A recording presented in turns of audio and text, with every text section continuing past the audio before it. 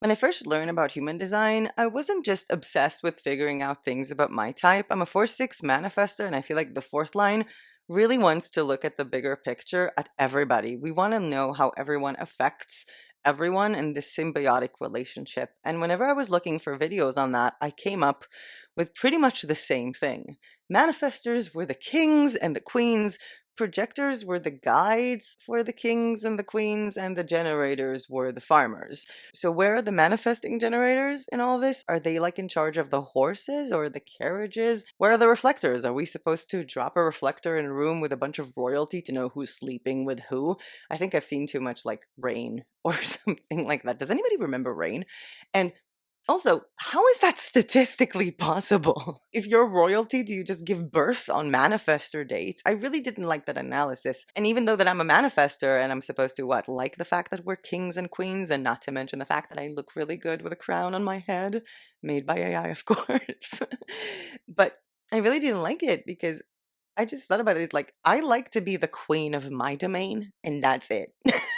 I don't want to be in charge about anyone else's life. So I didn't really like that analysis or that way of explaining things. And I also felt like it kind of puts us in some kind of hierarchy. And I've seen this from so many other YouTubers saying, "Oh, now the projectors are actually the kings and queens guiding us." And I'm like, where is the love of everybody?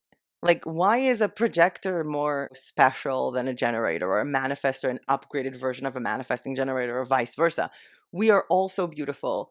We are all like individually blessed with so many gifts and ways of approaching life. And if you look at your actual human design, your type and your profile and your determination and your motivation, we are all just beautifully unique snowflakes. I've even seen twins who were born 5 minutes apart and have a complete different personality based on the arrows in their chart. Different topic for a different video.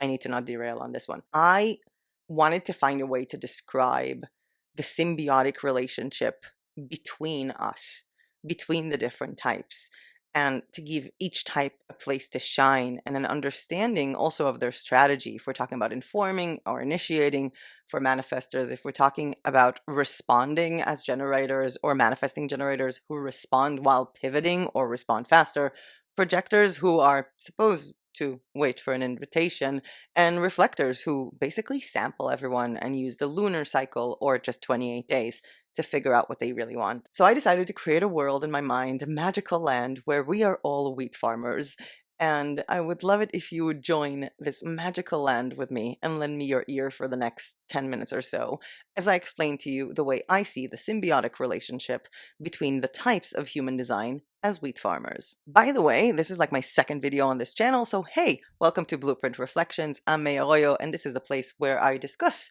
the reflections I have on our blueprint. I need to find a way to say this without laughing. Okay, so we are traveling to a far distant land where everybody is a wheat farmer. There is a village, we all make wheat, and somehow we manage to make it work. No one needs protein, we're all good on just fiber. One day, in that wheat farming village, a manifester got angry. He got angry because they're calling him lazy, because he doesn't want to work on the wheat farm every day. He doesn't even like it. He doesn't even want to be here. He got so angry that he just got up and left. He had the urge to follow that direction. What is there? No one knows. No one ever went there.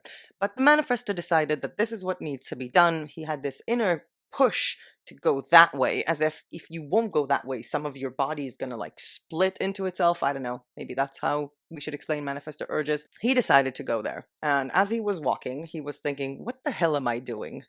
Why am I walking away? Why can't I just be like everyone else? Why can't I just, wake up in the morning, work on my wheat farm, and just, wheat things, and then be happy, make bread, be happy? And as he was walking and walking, being angry at himself, at the other wheat farmers, at the world, at God for creating him this way, he saw something that he has never seen before. An apple tree. Being a manifestor, he just climbed the tree, took an apple, and ate it, and it was good. And as he was biting through the apple, he realized that inside there are seeds, and he thought to themselves, I wonder what would happen if I put these seeds in the ground. He looked to his right, he looked to his left. There was no other person in sight, so he stole a bunch of apples because it's better to ask for forgiveness than for permission, and then went back to his village. I'm saying it's better to ask forgiveness than permission, but I feel like that's a manifesting generator sentence. A manifester would most likely say it's better to not ask for permission and just don't get caught. So he came back to the village with the apples. He took one of the apple seeds, put them in the ground, planted them, watered them, and waited. While he was waiting for that plant to grow, he was informing. He was telling everybody. No one asked him. No one even realized, I think, that he was gone. He was that lone weirdo in the hut somewhere that just had a really bad wheat farm. So no one really cared that he was missing. But as he got back, he started informing everybody that he went that way. And, the road was like this and like that. And he went left and he went right. And there was a sign or there wasn't a sign.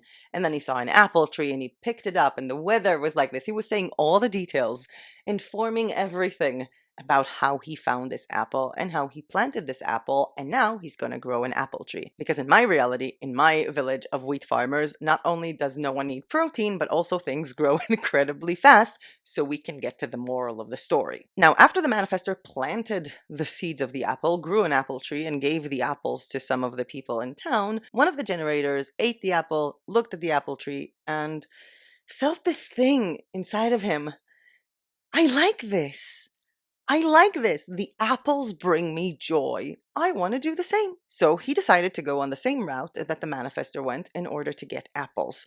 I mean, the manifester told everybody where they are, but he doesn't want to steal them, so he took a bag of wheat with him and he went up the same road, found the apple tree, and also found the people in charge of the apple tree and bartered a few apples for a bag of wheat and came back, planted the apples, and decided he's growing apples now. Why? Because he likes it. Now, maybe that generator waited 2 weeks. Maybe he waited for the crops of the wheat to finish so that he could have the proper time to do this, because he wanted his new passion for apples to be able to be integrated with his life, to be able to sustain both. Now, if the generator always hated growing wheat, then he probably would have dumped it immediately and just focused on the apples, because that's what generators do. They follow their joy. They respond, and responding is not because someone told him, hey, you should be an apple farmer,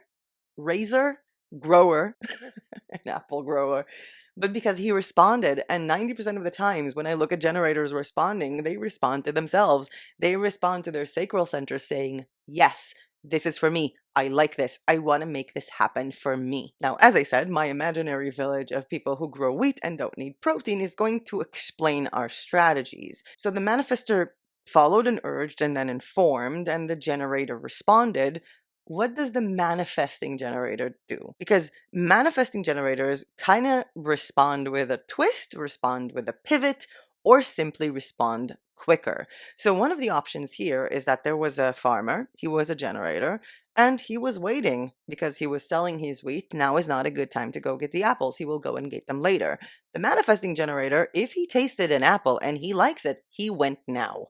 That would be a faster response. That would be a manifesting generator response versus a generator response. Now, another way to explain responding as a manifesting generator to this situation would be the manifesting generator ate an apple from the manifester. He really liked it. He liked the idea of growing his own apple trees, so he decided to go the same place as the manifester did, the same place the generator did.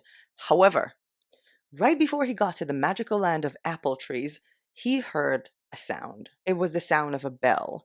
Now, the manifester also heard that sound, but he ignored it because he had the urge to continue walking. But the manifesting generator couldn't ignore it. He started his journey responding to wanting to grow apples, and then right before he got to the apples, he realized he wanted to respond to the bell sound. So he made a right turn and saw a cow for the first time in his life, because again, we were all just wheat farmers who don't need protein. He was looking at the cow, and he was looking at the man who was milking the cow, and he asked him, "Hey, can I sit with you? Can I understand what you're doing?" And he tasted the milk, and it was good, and he liked it. Maybe he went back home, got a huge bag of wheat. Maybe he went and stole more apples, but he bartered with the person who has cows and got a cow. That would be a manifesting generator responding to a manifester informing about going to get apples. by coming back with a cow. Now, the manifesting generator could have also done a bunch of other things. He could have realized that everybody's walking that way, so maybe he would create a service where he's going for them so they don't have to go. Maybe he went and saw the apple tree and decided that this is not the end of the road, explored a bit and discovered pears are existing as well. But this is how a manifesting generator responds. Now, while everybody was on their way to go get apples or steal cows or get pears, the projector was an aligned projector. He didn't interfere, he just sat there. He saw that the manifesting generator could actually go faster if he wears different shoes, and that wheat farmer is actually watering his new apple tree wrong, but he just sat there and did nothing, didn't participate, didn't actually do anything other than observe and make his brain this place of knowledge and information, and waiting for someone to ask, "What have you been up to?" And of course, that person was probably the manifester, because the manifester went, got apples, planted an apple tree, started a movement, and then abandoned it because, just because I started something doesn't mean I need to finish it. Let's move on to talking. So the manifester came knocking on the projector's door. He had a few apples with him, and he wanted to know what he's been up to. What does he think about what everyone else is doing in the village? And the projector told him everything. They sat there, they talked about planting techniques, they talked about who's sleeping with who. They talked about childhood trauma and everything, because I feel like this is me smiling thinking about my projector friends. Like, we meet each other and go like, "Oh, how messed up was our childhood? Let's discuss that with fun." This is like our idea of joy, discussing deep things. I really hope that I'll manage to finish this video without laughing. I've already been filming it for 23 minutes. Now, the manifester left the projector. He gave him a few apples, of course, and the projector was just sitting there. He knew that the next invitation might not come for a while, so he decided to, keep himself occupied. Again, hone your skills. So, with the few apples he had, he experimented. He took seeds from one of them, planted them on one side of the house, and took seeds from another to plant them on the other side of the house, just to see which one of them grows faster. Maybe it relates to the sun, maybe to watering. He also took another apple and decided to boil it and see what happens. Maybe you can drink it. Maybe he invented applesauce, or maybe he invented an apple pie. He was experimenting. He was doing what he wants by himself until the next invitation comes. Now, as the years progressed in this very sped up timeline, the projector was also seeing what everybody else was doing. He went to that wheat farmer and that wheat farmer and that apple grower and that pear grower and that person with the milk and the cows, and he bought from all of them. And he kind of realized, this person has better apples, this person has better pears, this person has better milk, and he was creating these beautiful pastries and these beautiful, delicious things from them. And, again, he's aligned. He was waiting. And then one day, a generator showed up. He wanted to know why the projector is only buying apples from his friend and not from him. The projector smiled. "Someone wants my opinion." He told him, "Well, your neighbor's apples just taste better." The generator asked, "Why do you think that is?"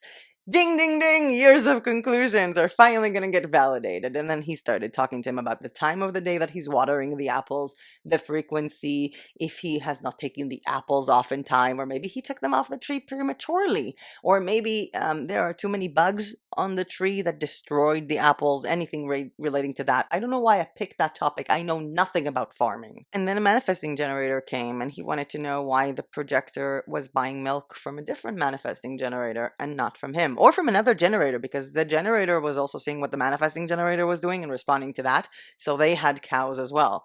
And then the projector told him, "Well, I think that your neighbor is feeding the cow with better wheat, so the milk comes out better." Validation, helping others. And honestly, I feel like the projector, either he had kitchen's environment or he was a little bit too worried about being too critical or criticizing people. If someone comes to you and asks for your opinion, basically an invitation for you to share your thoughts, and all you do is tell them how someone else is better, maybe you should soften the blow with an apple pie or a milk pie or a pear pie. So everyone that came into the projector with their own opinions, with their own questions, looking for answers, got a slice of pie on the way out, or applesauce, until one day one of the generators, or the manifesting generators, or the reflectors, or the manifestors looked at the projector and went, "Dude, this pie is the best thing that I've ever eaten and you're giving it for free, you should really like start a bakery or something and sell these. Ta-da! The projector was invited to start a business. Now, there were many generators and manifesting generators all vibing and responding to each other faster or quicker. And there were projectors in that village and probably a manifester or two, but there was also one reflector. And to be honest, he couldn't have told that he was a reflector because he kind of always looked like the person he was standing right next to. And if he was an aligned reflector, that would have been on purpose, because an aligned reflector is not going to go and decide to commit to being an apple grower or to owning cows or to being a wheat farmer or even to open another bakery like the projector did, because people started also responding to what the projector did. If that reflector was aligned, he would have wanted to be an apprentice. He would have wanted to join the wheat farmer for a week or two and see how it feels to grow wheat. And then maybe he went with the manifesting generator up the mountain to see where he got the cows from, or sat down with another manifesting generator on how to grow pears or apples. Maybe he went to the manifester and decided to follow him for a week as he goes to random places and take naps half the time. Or wanted to be an apprentice of the projector, asking him questions about how do you know how to grow things better? Or how do you taste test these products? Or even watch how he makes pies. And I don't know what he chose to do at the end, that reflector. I just know that if he followed his authority, then he tried everything. He sampled everything. And then he slept on it after a month or so of trying everything and woke up surprised by the answer of what it is he wants to do with his life. This went on and on and on. They have created this beautiful eco village that has apples and pears and wheat and pies and milk and lions and tigers and bears. Oh my. And people were responding to each other faster or quicker, whether integrating a new interest into their lives slowly or abandoning everything else to pivot midway. Maybe another manifesting generator who followed the cows discovered chicken and they had eggs now. Maybe a generator was seeing the eggs, responding to that and adding them to the pie. I don't know. I just knew that they made this like beautiful ecosystem, this symbiotic relationship where none of this would have happened without the manifester. That would be the queen answer, because that's not true. If the manifester went on his own, got apples, came back, told everyone about it, and everybody told him to shut up, this would not have happened. Yes, the manifester might have started this, but he wasn't responsible for the change. The change happened through the generators and the manifesting generators and the projectors and the manifester again and another generator and another projector and a reflector.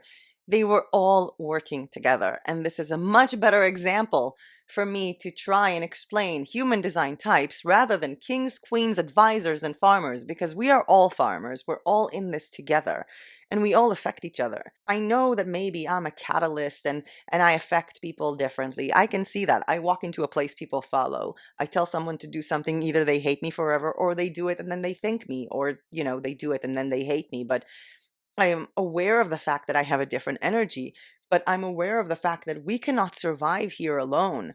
It doesn't matter what our type is. A generator cannot be by themselves. They will have nothing to respond to.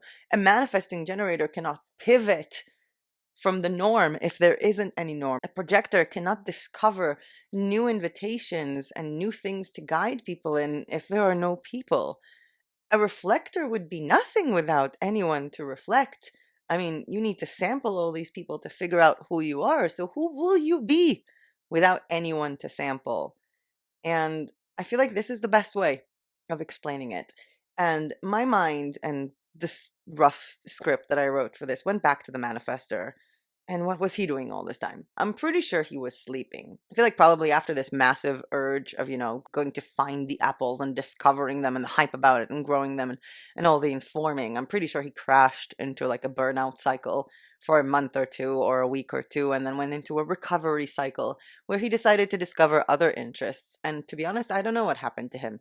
Maybe he moved to a different village and discovered that they have different produce than that village. And maybe because he knows both of the villages and he's a line 4 manifester, he decided to create trading between the different villages. Maybe he got on a boat and went to a different land. I honestly don't know. Manifestors are kind of unpredictable. And I'm saying this a bit sad because I'm a manifester as well. Happy and sad, I guess, at the same time.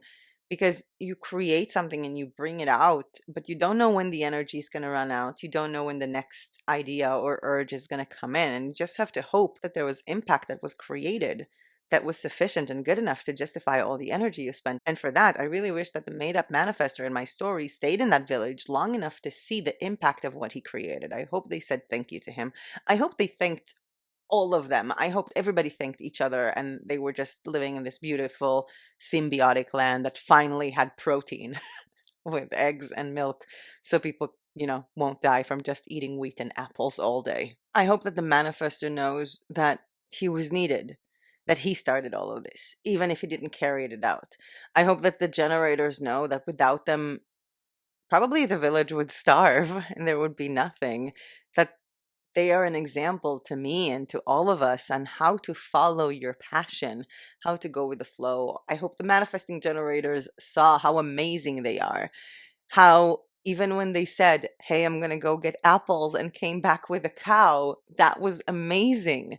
I hope the projectors know how amazing they are when they just stand there and observe. And I feel like the projectors in my life are always there when I have a question because they've known the answer for a while and they were just waiting for me to be ready to ask. And I hope that the reflector knows how special he is or she is. In my case, it's my aunt, because whenever I talk to her, I know what's my grandma's mood and what's everyone's mood at her work. I hope that they all know that they're special and needed, that they created a society together that would not have been formed if we weren't so very different. With that said, I would love to hear your thoughts about my imaginary wheat farmers theory explaining the human design types and their connection to each other. I would love it if you want to share as a line 4. Hey, line 4. I would love it if you share your design, whatever you want to share on it, whether it's your type or your profile or your authority or all of them, and just tell me if you found yourself in this story. This is the second video that I'm making on this channel. The first one was, is human design confirmation bias? And it kind of shares the story of how I discovered my own design and my opinion on this whole topic. And I would leave a link to that on the screen right now if you want to go and watch it next. But that was it for me for today. I don't know how to finish videos. I've been a 5-year content creator on a different channel. Still don't have a way of wrapping a video that feels authentic to this channel. So I'm just going to say thank you for watching and see you next time.